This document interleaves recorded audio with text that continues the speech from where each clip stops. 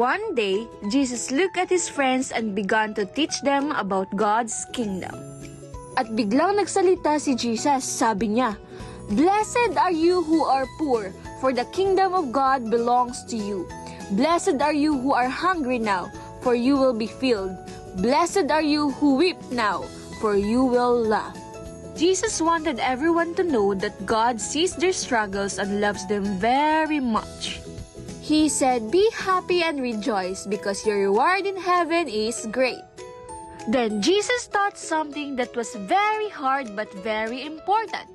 Jesus said, "Love your enemies, do good to those who do not treat you kindly." Instead of being mean back, Jesus wants us to show love, kindness, and forgiveness.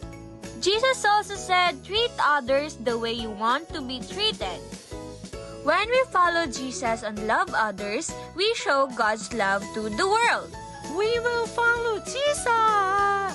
And that's the lesson from Luke 6:20-27. That's it, kid, for today's story.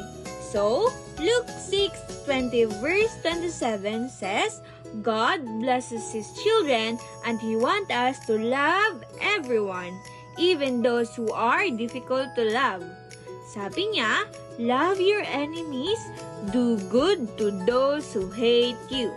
And also, God loves us, cares for us, and teaches us to love others with kindness and forgiveness. Even though kahit yung mga batang nang away sa'yo o kahit yung mga taong hindi good sa'yo, sabi ni Jesus, we ought to love them as well because Jesus Himself is love. So, we ought to love others too. So that is for today, kids. Goodbye. See you next week.